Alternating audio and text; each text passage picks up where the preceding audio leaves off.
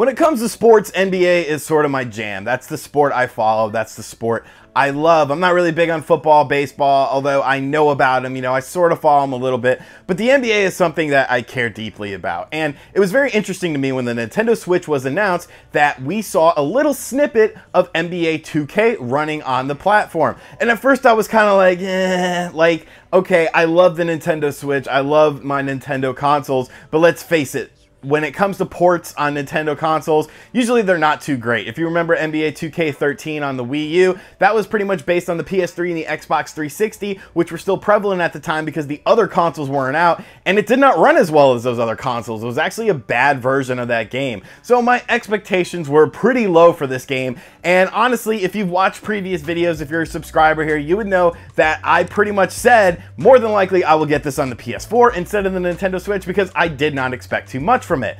But then we saw some gameplay footage come out of San Diego Comic-Con, and my reaction was pretty much this.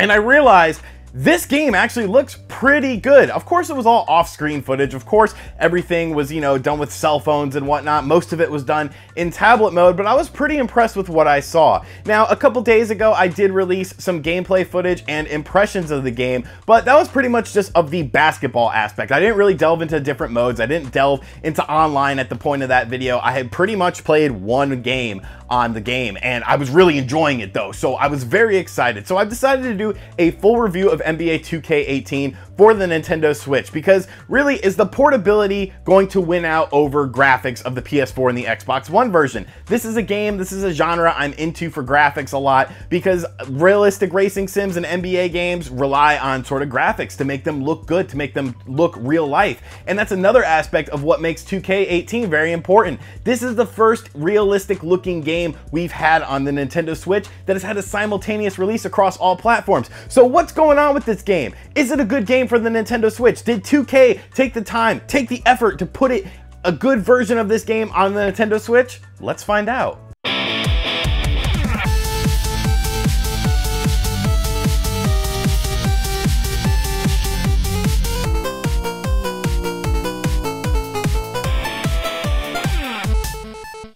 Now, before we get into the meat and potatoes of the review, it is worth noting that no matter how you buy this game, whether you wait for the physical release that comes out in October, or you buy the eShop release that is currently available at the time of this video, you will need a micro SD card. And everyone's all up in arms about having to get extra stuff to play games on my Switch, but it's like, dude, this is video games. Like, if you can't afford, you know, $40 to get 128 extra gigs that will keep you well satisfied for quite a while with all these large third-party releases coming onto your system, maybe you're in the wrong hobby. Maybe you should collect stamps. Those are only like 40 cents a piece. So, you know, if the micro SD situation is a big thing for you, just get into stamp collecting. It's very popular nowadays. Now let's get into NBA 2K18.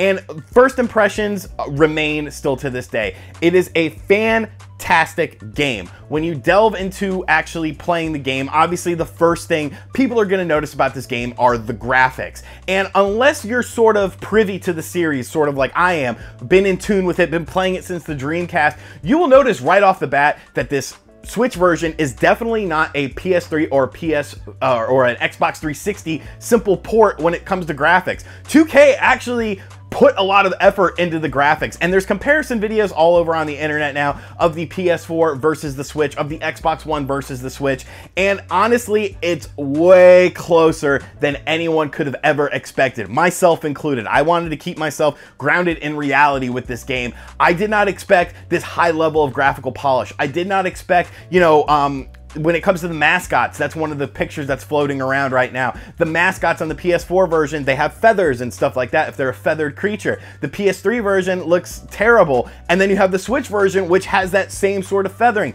Yes, it does not have all the bells and whistles of the PS4 version when it comes to graphics. The lighting isn't quite as good. Maybe the court textures are a little bit fuzzier, but the actual players, the actual animation, the actual way the game plays is spot on. the main difference between the PS4 version and the Nintendo Switch version is that the Switch version runs at 30 frames per second, while the PS4 version runs at 60 frames per second. And frames per second is a big deal, do not get me wrong. But the fact that it's a locked 30 frames per second, the fact that I have played this game for well over 15 hours now, and I've never, ever, ever had a frame drop. It's always been locked. It's always been rock steady. That's very important. And the game looks fantastic, honestly. I honestly think it's the best looking game on the Nintendo Switch when it comes to a realistic art style, because we have not had one to this point yet. Everything has been very stylized, you know, very art driven, whereas this is more of a realistic style of game. The character models look phenomenal. They look so good. I could not believe how good they looked compared to the PS4 version and compared to the PS3 version. Like, they took time, they took effort into making this game, and it really shows. So graphically speaking, that obviously was a huge point for me, because I'm not a graphics whore for 99% of games, but when it comes to basketball games, when it comes to realistic racing simulations, I want these games to look as good as possible. I understood that I was going to have to take a little bit of a drop when it came to graphical fidelity in order to have portability, and I'm pleased to say that the drop is well worth it, because it's pretty much negligible at most times. And that also translates into the handheld mode. The handheld mode looks fantastic, whether you're playing it in tablet mode or you're playing it as a standard handheld. I've played several games in both handheld and tabletop mode. Game looks phenomenal. I actually just did a podcast where I played an entire game and won on a buzzer beater. So if you're worried about the graphics, if you're worried about how the game runs, don't be, because it runs fantastic on the Nintendo Switch, and it really made me excited for the game. Now, of course, how is the actual basketball? It's actually been pretty refined. Honestly, I did not play 2K17. I don't know why. The Hornets did really bad last season, and aside from Kemba Walker being an all-star, I was not happy with the way their season went, so I didn't play basketball games last year, but I did play 2K16. It seems like they've refined sort of the shot stick and the shot meter. The releases are a little bit different. They're also momentum-based now, so if you're in transition or something like that, that plays into, you know, that factors into how your shot is released. But once you get adjusted to it, it's fantastic. The basketball feels very crisp, very fluid, and you can run your plays. There's a lot of customization as far as defensive stuff. You can adjust different things like how your auto defenders go, all sorts of stuff. There's tons of different options to really customize your experience to sort of make it what you want it to be. Now, there is a learning curve. If you're new to the 2K series, you're probably gonna, you know, take some time to get adjusted. I definitely recommend going into the tutorials, learning sort of how the game works, but once you get it down, it's pretty much the same as other 2Ks, just a bit more refined, a bit more to do, and it works great. I do not have a pro controller, like I said in my impressions video. I've been using the standard little dog face controller, and zero problems with it. Everything works phenomenal with it, and that's another important thing. That was another thing I was worried about, you know, how the controls would translate, and once again, 2K nailed it.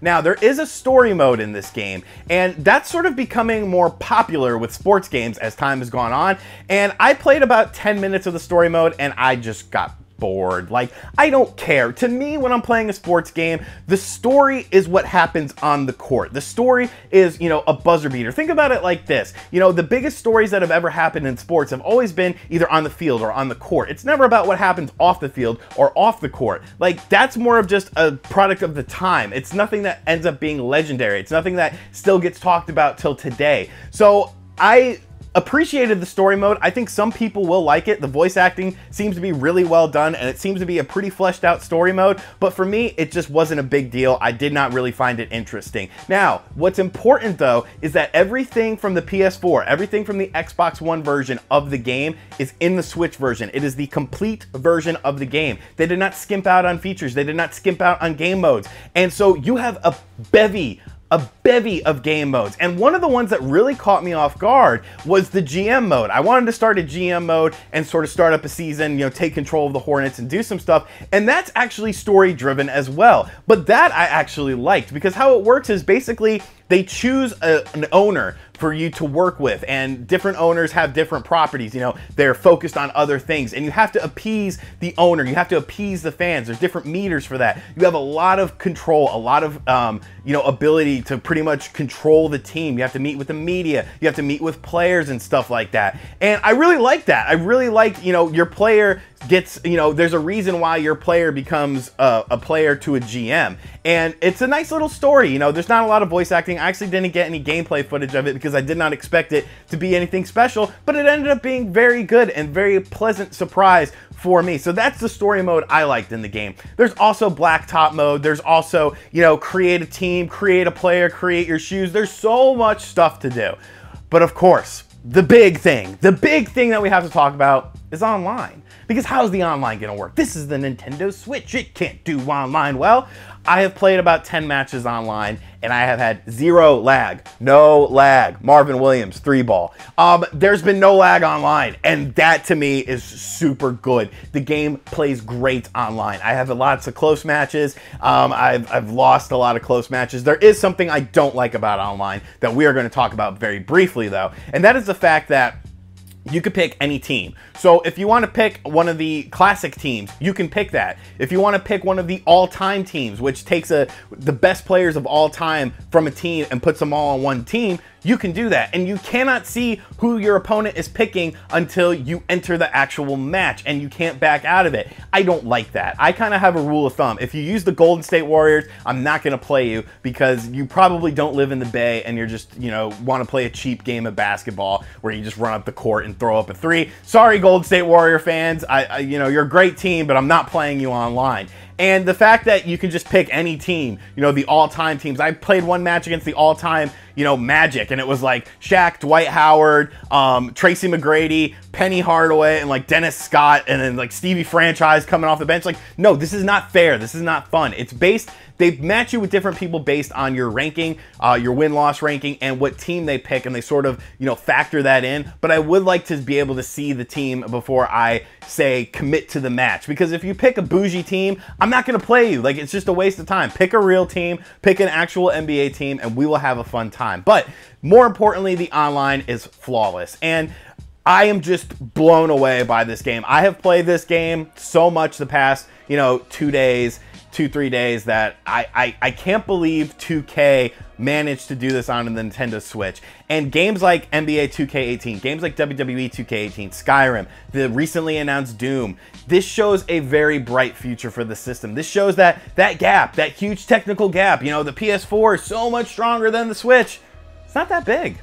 It's not that big because NBA 2K18 proves it. It is a console quality experience that you could bring anywhere with you with nothing compromised except for 30 frames per second and a little less graphical fidelity. But honestly, it's well worth the compromise. The fact that I could bring this anywhere, play it anywhere, and it's amazing. It's an amazing game. It's arguably the best looking game on the Switch in terms of a realistic visual style, and it is the best third-party game on the Switch as of right now. And that's saying a lot because there's actually been, you know, a couple decent third-party games, but this takes the cake. And I'm very excited to see, you know, what 2K does next. I'm very excited to see how WWE 2K18 turns out because these companies are taking the system seriously. NBA 2K18, if you're a basketball fan, it is a must-buy. Whether you want to buy it now digitally or you want to wait a month for the physical version to come out, I had to buy it digitally because I wanted to give you guys this review. I wanted to give you guys my impressions of this because this is an important, you know, thing to me. Basketball games are very important to me, and I'm pleasantly surprised. I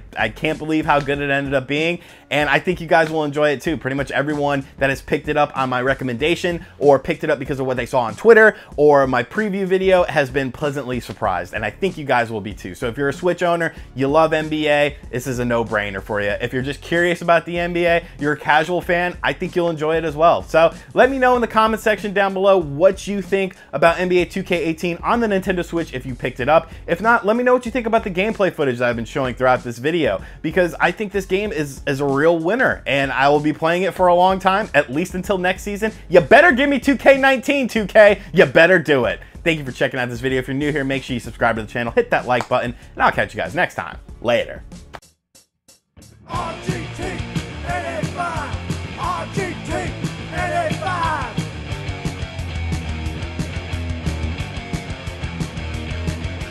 RGT 85.